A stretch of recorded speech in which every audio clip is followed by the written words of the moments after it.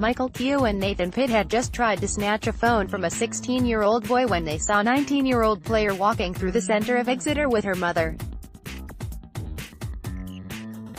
Their car screeched to a halt just feet from her and Pitt jumped out of the passenger seat to grab her phone, which she had been using as a satnav to find the hotel where she was staying.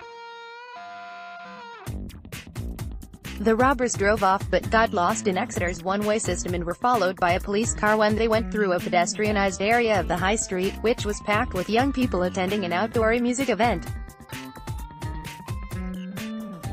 Keogh sped off but lost control of the Fiat Punto outside Exeter Central Station and both men legged it, after crashing into a parked car.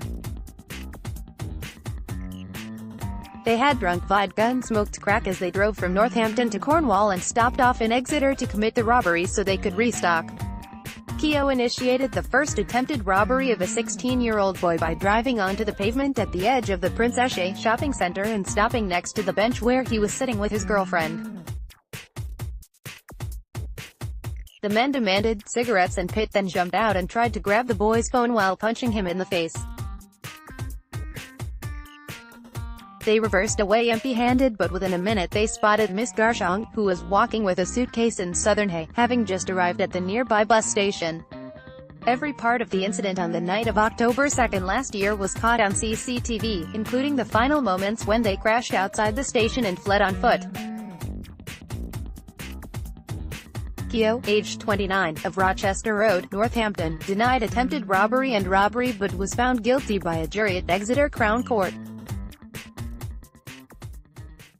He admitted failing to provide a breath test, leaving the scene of an accident and having no insurance. Pitt, aged 29, of Bailey Street, Northampton, admitted robbery and attempted robbery. Keogh was jailed for 3 years 6 months, and banned from driving for a year after his release, and Pitt was jailed for 3 years and 5 months by Judge David Evans at Exeter Crown Court.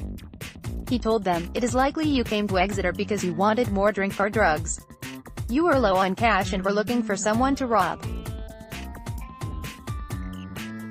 Your intentions were perfectly plain." The victim and her mother were frozen in fear and shock.